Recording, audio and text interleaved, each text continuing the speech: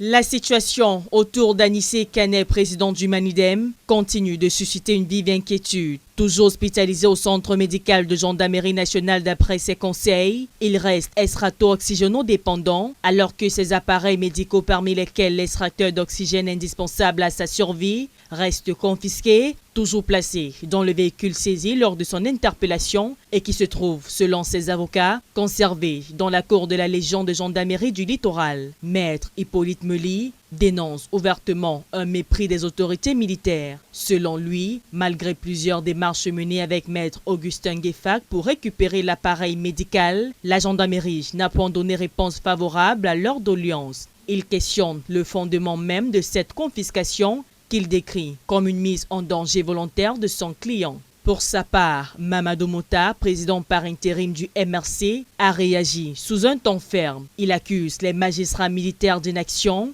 parle d'irresponsabilité grave et exige cependant la restitution immédiate du matériel d'oxygénation, une enquête sur les conditions de l'arrestation d'Anissé Kané et sur la conduite des magistrats militaires qui, par leur inaction, mettent sa vie en danger. Mamadou Mouta exige en outre le transfert des Kané dans une structure hospitalière civile capable de lui assurer des soins urgents et vitaux qu'exige son État. Face à ce qu'il qualifie d'irresponsabilité des autorités militaires, Mamadou Mouta appelle désormais les organisations nationales et internationales de défense des droits de l'homme ainsi que la communauté internationale à se mobiliser d'urgence pour faire pression sur les autorités compétentes afin d'éviter le pire. En attendant une réponse favorable, la question de la légalité et de la responsabilité de la gendarmerie dans la rétention des équipements vitaux d'Anissé Kané continue d'alimenter les débats.